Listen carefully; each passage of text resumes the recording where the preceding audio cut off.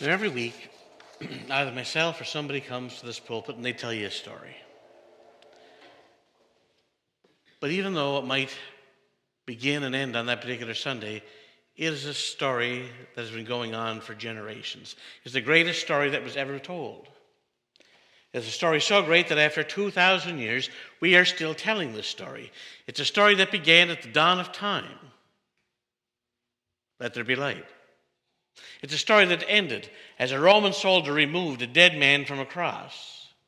And it's a story that turned the page and began again with an angel standing at the front of an open tomb saying, "You're looking for Jesus the Nazarene who was crucified.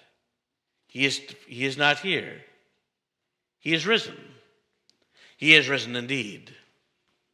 It's a story that we live with all our lives, and a story that can truly be ours when we are laid in the grave, when an angel of the Lord can say to our loved ones who may come, "They are not here, for they have risen. They have risen indeed." But our stories don't always end this way. It depends on faith. The faith that we have right here on this earth. And what we do with this faith. See, I remember reading the story by Lord Kenneth Clark. He had this memoir out. He was a writer, producer, presenter of the BBC series Civilization. He was a chancellor of York University, a world-renowned art historian. And he wrote that once he was waiting for a bus on a Sunday morning and began to rain.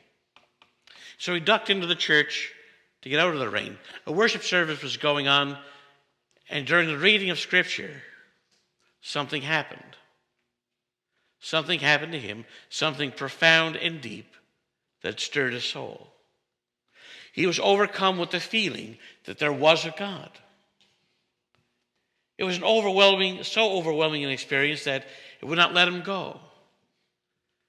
So when the rain was over, he stayed in that church and he missed bus after bus. But what was he going to do with it?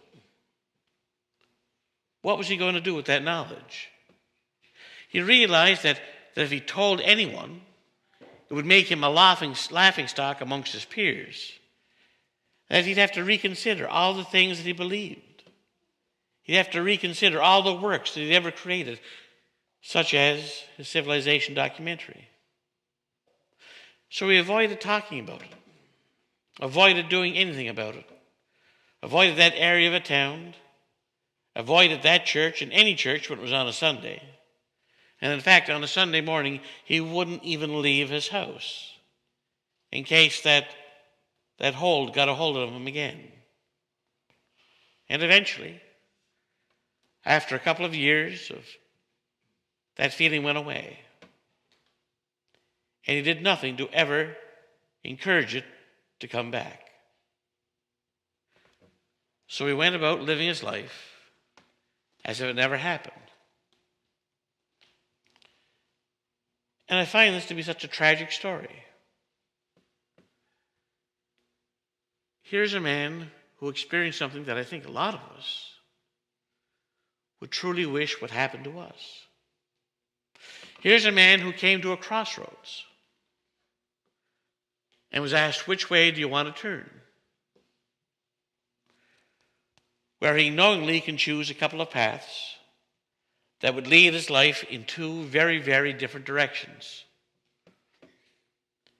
Yet for fear of letting go of what he has now, stops him from taking a path that would lead him perhaps to something even better.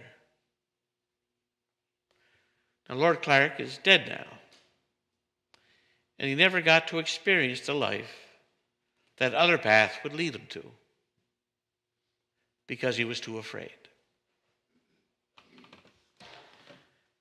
Jesus came to a crossroads in his ministry, a point where he has to decide which way he will go, and those following have to decide which way they will go. Will they continue to follow, or will they veer off and go their own way? From that time on, Jesus began to explain to his disciples that he must go to Jerusalem and suffer many things at the hands of the elders, the chief priests, and the teachers of the law, and that he must be killed, and on the third day be raised to life. Now, Jesus, at this point in time, had quite a following. At first, when he first started out, he couldn't fill a modest-sized synagogue, but now he was attracting thousands. Thousands. People were starting to believe that Jesus was the Messiah, the Holy One. They were leaving their homes. They were leaving their families to follow this Messiah. But what did they think this Messiah was? Throughout their experience, the Jews never ever forgot that they were very special in the eyes of God. Indeed, they were God's chosen people. Because of that, they naturally looked to have a very special place in this world. They always regarded the greatest days of their history as the days of King David. And they dreamed of a day when there would arise another king of David's line, a king that would make them great and righteous in power. And this was their idea of the Messiah when Jesus came. They were violent. They were nationalistic. They were destructive. And they were vengeful. The people thought that the Christ would be an earthly king with political clout. The people wanted to follow Jesus all right, but they were hoping that the path would lead them to the throne in a palace somewhere. There was no room for a cross, and there was little room for suffering love in a picture like this. So Jesus spoke plainly and honestly about why he was here, the kind of salvation he was offering, and what would happen. He brought all those who came to him to a crossroads and gave them a choice. They could choose to follow him or veer off another path and go their own way. Peter took him aside and began to rebuke him. "Never, Lord," he said. "This shall never happen to you." And Jesus turned and said to Peter, "Get behind me, Satan. You are a stumbling block to me. You do not have in mind the concerns of God, but merely human concerns." Hearing the kind of salvation that Jesus offered shocked many people. Hearing him say that he would soon be rejected, scorned, and killed, that blew them away. This prediction of suffering and death sent the disciples into a tizzy. And suddenly, there's a kind of roaring in their ears as their hearts and minds rebelled what Jesus was saying. And Peter takes Jesus aside and he rebukes Jesus. Peter tells Jesus, "Look, there has to be another way to go that won't involve all this rejection, suffering, and death stuff." He tells Jesus, if you want the people to follow you, you can't be talking about being rejected or killed or being put to death. If that is your plan, my friend, if that is your plan, come up with another plan. Because no one's going to follow a loser. No one is going to follow somebody who is going to Jerusalem to die. We just fed 4,000 people here today, but nobody is going to come out and listen to you if you talk like that. No one's going to leave their house to listen to you, and surely they're not going to follow you. And then notice what Jesus does here. It says, Jesus turned and looked at Peter. And what do you think he saw in the face of his once eager followers? He saw doubt. He saw fear.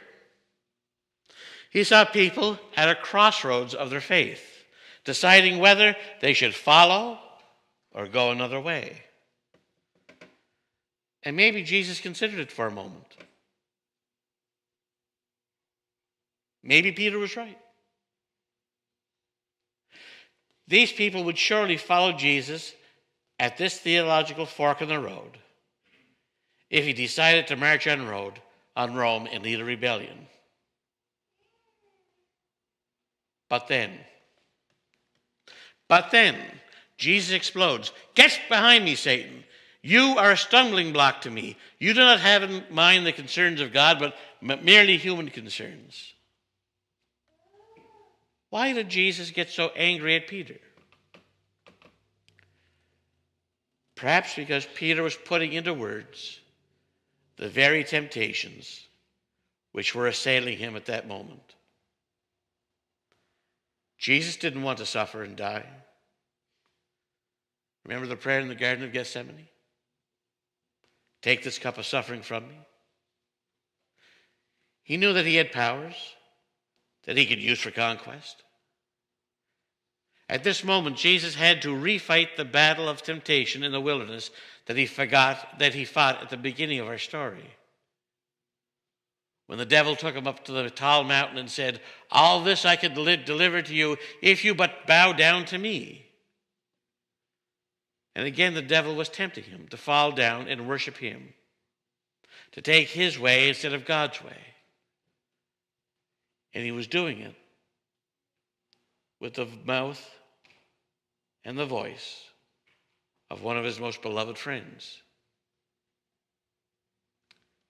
And folks, we've all been there. It's a strange and terrible thing that the tempter sometimes speaks to us in the voice of a well-meaning and loving friend who only wants the best for us. That is one of the most successful tricks the devil has in his arsenal. Whether it's something about sitting on a $5 bill, or perhaps something a bit more grand. That is why it's so important to know what God is saying to you.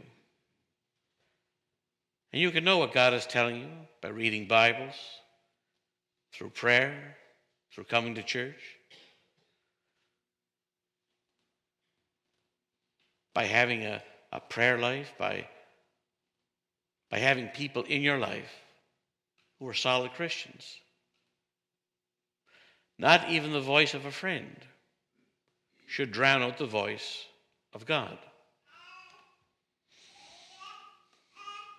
Is that an amen? I think so. Then he called the crowd to him along with the disciples, and he said, whoever wants to be my disciple must deny themselves and take up their cross and follow me. Having cleared his head, Jesus invites all the crowd to listen to what he has to say next.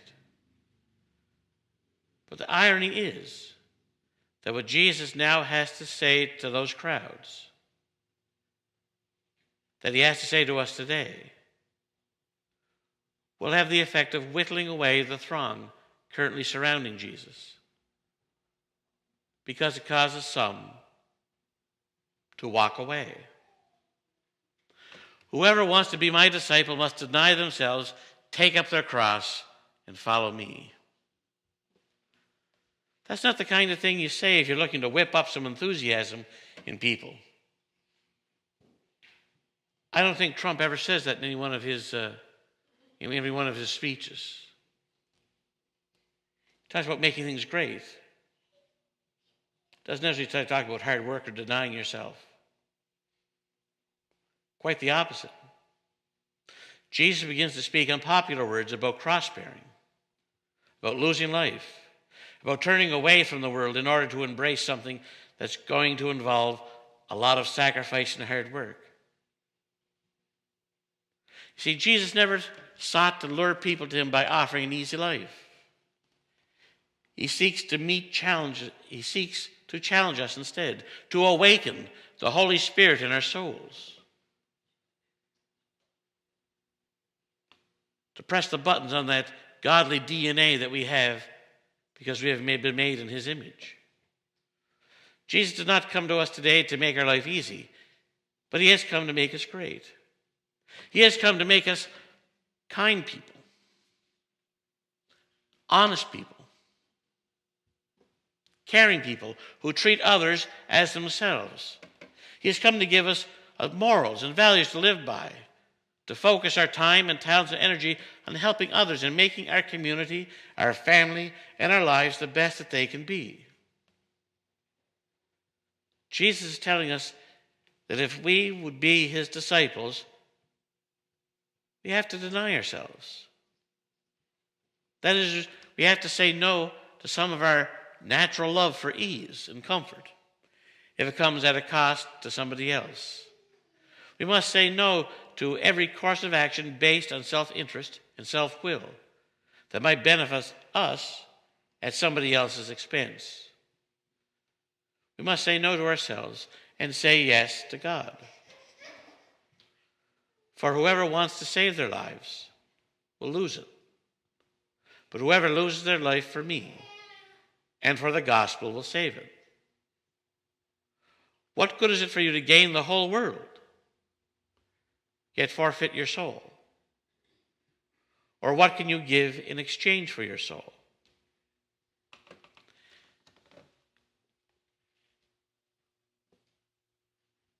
In saying this, Jesus is asking us, where do you put your values in life? Because in a very real way, our lives can be a huge success in one sense, and in another, they can be lives not worth living at all. It's possible for us to treasure the wrong things and discover, perhaps too late, that we were wrong in treasuring them. We can sacrifice our honor, our integrity, our dignity for profit. We can desire money or material possessions and not be too fussy how we get them. If you want to see these words in action, just watch a season of Survivor. And you'll see people lie and cheat and manipulate and stab one another in the back for a chance of winning $1 million. And during it all, they will say, I'm not really like that. And yet, we are watching them do exactly the things that they say that they're not like. And I wonder about our society when we consider something like that entertainment. When we come to a crossroads, perhaps we should ask the question, what does our life's balance sheet look like in the sight of God? We often sacrifice principles for popularity. It's easy to go along with the crowd and not speak up. It's much harder to take a stand on your values and principles and incur the anger of friends, family, and community. When we come to this crossroads, the real question should be, what do other people think of this? But rather, what does God think of this? It's not a verdict of public opinion, but the verdict of God that settles our destiny. Jesus sums it all up when he says that we can sacrifice all of eternity for a few years of pleasure. We would be saved from all sorts of mistakes if we looked at things in the light of eternity. Many a thing looks pleasant in the moment, but are damaging in the long run. The test of eternity, the test of seeking to see the things as God sees it, is the real test of time. If we can see things as God sees them, we will never spend our lives on the things that lose our soul. For the Son of Man is going to come in his Father's glory with angels, and he'll reward each person according to what they have done. Truly, I tell you, some of you are standing here will not taste death before they see the Son of Man coming in his kingdom. What Jesus says is that in this difficult and hostile world that Christianity is up against these days, if you're going to be ashamed under such conditions to show that you're a Christian, if you are afraid to show what side you are on, you cannot expect to gain a place of honor when the kingdom comes at last. And my friends, I guess that kind of says it all. In this part of the story, Jesus brings us to a crossroads of our faith. And he asks us, which way will you go? Will we follow him? Or will we veer off and go another way? This is an important story because it's also our story. Every day of our lives, we are confronted with this crossroads. The world is always luring us down various paths and avenues that promise all kinds of sunny things. And for anyone with enough ambition, willpower, gumption, guts, sheer determination, there are many treasures that can be obtained, especially in a country such as Canada. Of course, getting these treasures very often requires a choice. A person cannot say yes to a new business opportunity or the chance to climb the next rung of that corporate ladder without simultaneously having to say no to any number of other things, like family time or involvement in church. Those are usually the first things that are cut back. Problem areas in marriage go unattended because, after all, we say to ourselves, I just don't have time for everything. And that's true. So which do you cut out? The stuff that will save your soul or the stuff that will lose it? No one has time for everything. Life is all about choices, and we each of us sooner or later reveal ourselves as the sum of our choices. But we know what Jesus chose, and we know what he is calling us, that he's calling us to follow him. If we want to get behind Jesus as a disciple, then we need to be quite intentional in traveling the path that he's marked out for us. So I ask the question, are we?